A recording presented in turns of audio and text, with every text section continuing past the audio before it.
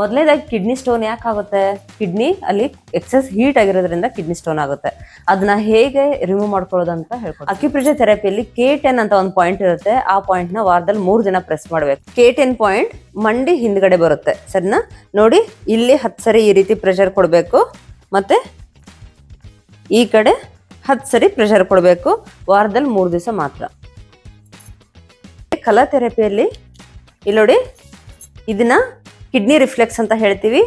ಇಲ್ಲಿ index finger ಮತ್ತು ಮಧ್ಯದ ಬೆರಳು ಮಧ್ಯಭಾಗದಲ್ಲಿ ಇಲ್ಲಿ ಕಿಡ್ನಿ ರಿಫ್ಲೆಕ್ಸ್ ಬರುತ್ತೆ. ಇಲ್ಲಿ ಈ ರೀತಿ ಬ್ಲ್ಯಾಕ್ ಕಲರ್ ಅಪ್ಲೈ ಮಾಡಿ ಡೇ ಟೈಮ್ ಅಲ್ಲಿ ಹಾಕ್ಬೇಕು. ಇದನ್ನ 4 ಅವರ್ಸ್ ಹಾಕ್ಬೇಕು, ಸರಿನಾ?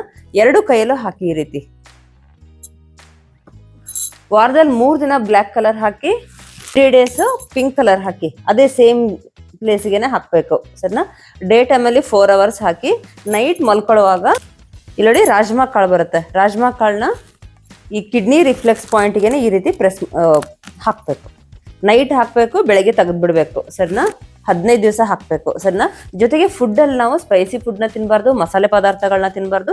ವಾರದಲ್ಲಿ 3 ದಿನ ಎಳ್ನೀರು ತಗೊಳ್ಬೇಕು. ಜೊತೆಗೆ ಬೆಳಗ್ಗೆ ಎದ್ದ ತಕ್ಷಣ ಬಾಳೆ ದಿಂಡಿನ ಜ್ಯೂಸ್ ಬರುತ್ತೆ, ಬಾಳೆ ದಿಂಡಿನ ಜ್ಯೂಸ್ ತಗೊಳ್ಬೇಕು, ದಿನಾ ತಗೊಳ್ಳಿ. ಮತ್ತೆ ಆಮೇಲೆ ಬಾರ್ಲಿ ಅಕ್ಕಿ ಗಂಜಿ ಸಿಗುತ್ತೆ, ಬಾರ್ಲಿ ಅಕ್ಕಿ ಅಂತ ಸಿಗುತ್ತೆ, ಅದನ್ನ ಗಂಜಿ ಮಾಡ್ಕೊಂಡು ಕುಡಿಬೇಕು. ಮಸಾಲೆ ಪದಾರ್ಥಗಳನ್ನ ತಗೋಬಾರ್ದು, ಸ್ಪೈಸಿ ಫುಡ್ಗಳನ್ನ ತಿನ್ನಬಾರ್ದು, ಸರಿ? ನಾನು ಹೇಳಿರೋ ಟಿಪ್ಸ್ನ ಫಾಲೋ ಮಾಡಿ ತಮ್ಮ ಅನುಭವನ ಕಮೆಂಟ್ ಮೂಲಕ ಶೇರ್ ಮಾಡಿಕೊಳ್ಳಿ. ಈ ಇಮೇಜಲ್ಲಿ ನೋಡಿ, ಒಂದು ಪೇಷಂಟ್ ಕಿಡ್ನಿ ಸ್ಟೋನ್ ನ್ಯಾಚುರಲ್ ಆಗಿ ಹೊರಗೆ ಬಂದು ತೋರಿಸಿದ್ದೀನಿ ನೋಡಿ, ಸರಿನಾ? Thank you.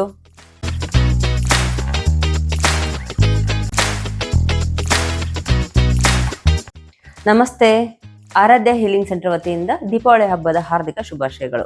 ಇವತ್ತು ಹೀಲ್ ಪೇನ್ ಬಗ್ಗೆ ಅಕ್ಯುಪ್ರೆಷರ್ ಥೆರಪಿ ಮೂಲಕ ಹೇಗೆ ವಾಸಿ ಮಾಡ್ಕೊಳ್ಳೋದು ಮನೆಯಲ್ಲಿ ಅಂತ ಹೇಳ್ಕೊಡ್ತೀನಿ. ಹೀಲ್ ಪೇನ್ ಕೆಲವೊಬ್ಬರಿಗೆ ತುಂಬಾ ಹಿಂಬಡಿ ನೋವು ಬರ್ತಿರುತ್ತೆ. ಬೆಳಗ್ಗೆ ಎದ್ದ ತಕ್ಷಣ ಹಾಸಿಗೆಯಿಂದ ಎದ್ದು ಕಾಲಿಡಕ್ಕಾಗಲ್ಲ, ಆ ರೀತಿ ಅಷ್ಟೊಂದು ಪೇನ್ ಬರ್ತಾ ಇರುತ್ತೆ. ಹಿಂಬಡಿ ನೋವು ಬರ್ತಾ ಇರುತ್ತೆ.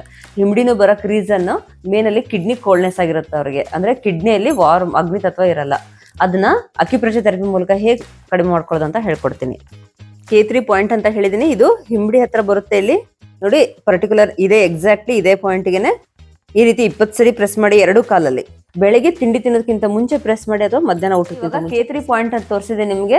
ಅದನ್ನ 2 ಕಾಲಲ್ಲಿ 20 ಸರಿ ಪ್ರೆಸ್ ಮಾಡಬೇಕು. ಬಿಫೋರ್ ಫುಡ್ ಪ್ರೆಸ್ ಮಾಡಿ, ಬೆಳಗ್ಗೆ ಎದ್ದ ತಕ್ಷಣ ಅಥವಾ ಮಧ್ಯಾಹ್ನ ಊಟಕ್ಕಿಂತ ಮುಂಚೆ ಪ್ರೆಸ್ ಮಾಡಬೇಕು.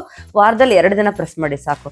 ಜೊತೆಗೆ ಕಲರ್ ಥೆರಪಿಯಲ್ಲಿ ಇಲ್ಲಿ ನೋಡಿ, ಆಯುರ್ವೇದಿಕ್ ಅಕ್ಯುಪ್ರೆಷರ್ ಚಾರ್ಟ್ ಪ್ರಕಾರ ನಮ್ಮ ಬಲಗೈ ತೋರು ಬೆರಳು ಲಾಸ್ಟ್ ಜಾಯಿಂಟ್ ಅಲ್ಲಿ ಕಿಡ್ನಿ ರಿಫ್ಲೆಕ್ಸ್ ಇರುತ್ತೆ, ಕಿಡ್ನಿ ಜಾಯಿಂಟ್ ಇರುತ್ತೆ.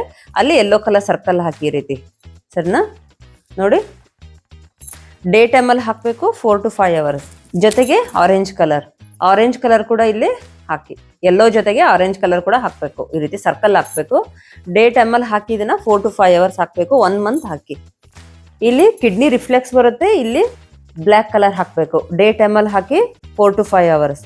ನೈಟ್ ಮಲ್ಕೊಳ್ಳುವಾಗ ಇದೇ ಪ್ಲೇಸಲ್ಲಿ ರಾಜ್ಮಾ ಕಾಳು ಹಾಕಬೇಕು, ಈ ರೀತಿ ಅಂಟಿಸ್ಬೇಕು.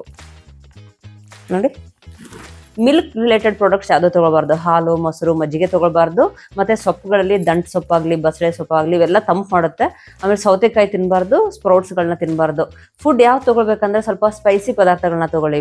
ಶುಂಠಿ, ಬೆಳ್ಳುಳ್ಳಿ, ಪೆಪ್ಪರ್, ಆಮೇಲೆ ಸ್ವಲ್ಪ ಮಸಾಲೆ ಪದಾರ್ಥಗಳನ್ನ ತಗೊಳ್ಳಿ. ಸಬ್ಸಿಗೆ ಸೊಪ್ಪು ಉಪಯೋಗಿಸ್ಬೋದು. ನುಗ್ಗೆ ಸೊಪ್ಪು ತುಂಬಾ ಚೆನ್ನಾಗಿ ವರ್ಕ್ ಆಗುತ್ತೆ, ನುಗ್ಗೆ ಸೊಪ್ಪು ಉಪಯೋಗಿಸಿ. ಇದನ್ನೆಲ್ಲ ಉಪಯೋಗಿಸ್ಬಿಟ್ಟು ನನಗೆ ತಮ್ಮ ಅನುಭವನ ಕಮೆಂಟ್ ಮೂಲಕ ಶೇರ್ ಮಾಡಿಕೊಳ್ಳಿ. Thank you.